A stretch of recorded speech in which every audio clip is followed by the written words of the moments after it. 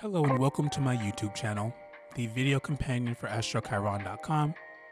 Hopefully it's welcome back if you've been with the community on other social platforms. Virgo is the center of today's video, which is the 6th of the Ascendant series. If you haven't checked out any of the previous videos, you should really get on that. I mean, at this point, we're already halfway through. Virgo is represented by the maiden, which is a super archaic term for a young woman, unmarried and therefore, I don't know, wild. I always imagine her in a field of wheat holding a scythe. This image is reflected in Virgo being the mutable earth sign. Her purpose is to distribute, transmogrify, and ultimately destroy material matters, just like a farmer cutting down the harvest. To begin, we'll start with Virgo's expression through feminine features. They have small eyes with heavy lids that are closely framed by eyebrows. You can especially see that for Emma Watson. Actually, no, all of them do have eyebrows that are really close to their eyes. It looks like they're trying to figure something out, I suppose, like their eyes are squinted a bit. They have a prominent nose tip and a short bridge, so basically they all have cute little button or pixie noses. These small noses are paired with prominent raised nose bridges and small nostrils. This is most apparent in all four of these women. All of them really do have small noses. They have flat lips but a wider mouth. This especially holds for Ice Spice and Chloe. Even though black people usually have fuller lips, theirs are still pretty flat. They have notably square heads with softly pronounced cheeks.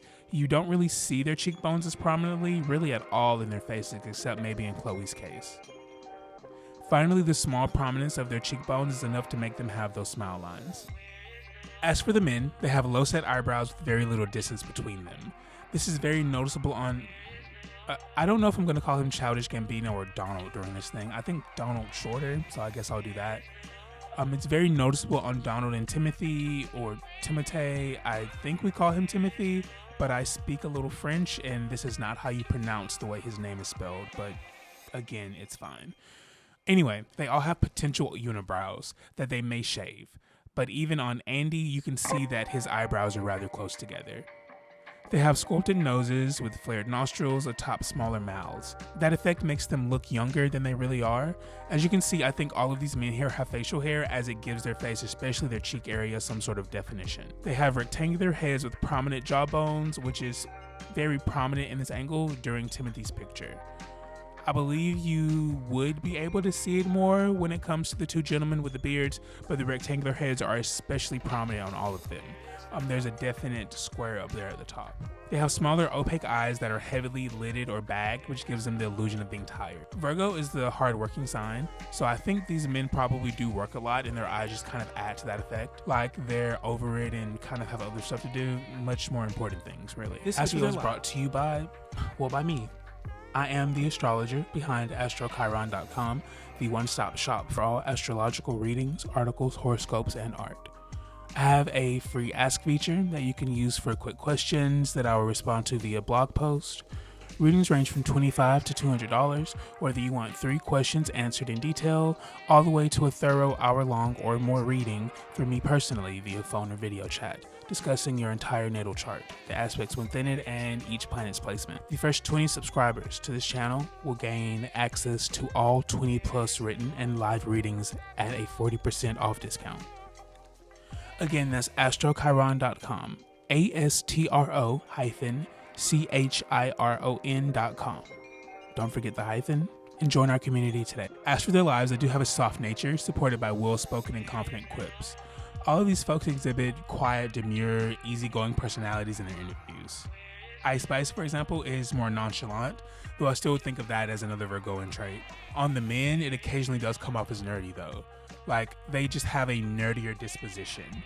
Like the 1950s Poindexter archetype, for example, Andy looks like, well, a more attractive version of that. And then Michael and Donald have both been criticized for being quote-unquote corny. There was a whole thing with Michael B. Jordan being interviewed by one of his old classmates who called him corny in high school, but now is interviewing him years later. We all saw Donald play Troy Barnes on Community as well, and then Timothy, I've seen him play the typical nerd, and he also has the body type and the vibe, to be honest. On the other hand, these actresses are known to be socially or morally superior women, or rather play them in their characters, while others have a sense of purity that they're unable to shake. For example, Debicki played Princess Diana, who was practically deified when she was alive, and Elizabeth had to take on that role. She may have even had moments parallel to Diana's harassment with the media while she was playing her. And then there's Watson's portrayal of Hermione, who is a know-it-all turned magical genius.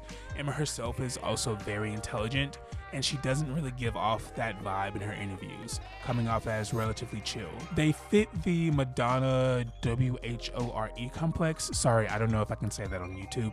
And it really pervades the Virgo archetype. Virgo's mascot is the maiden, so this very much fits with the innocence of it all. For example, people often call Ice Spice Orphan Annie because of her hair and her identity as like the new rap ingenue, the new girl.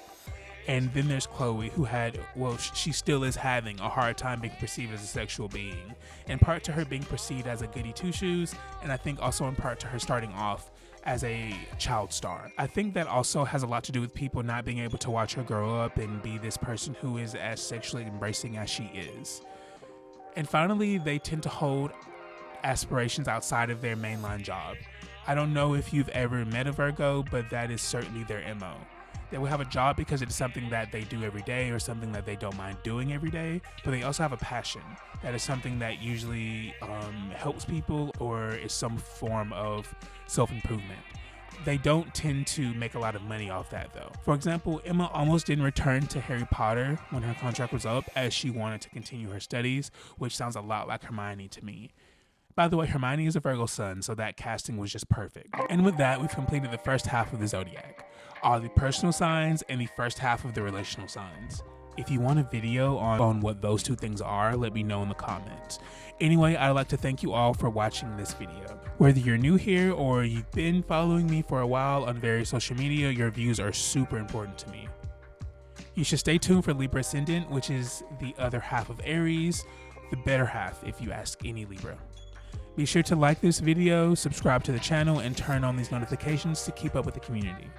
In the meantime, you can visit AstroChiron.com for frequent updates and horoscopes and articles and astrology news.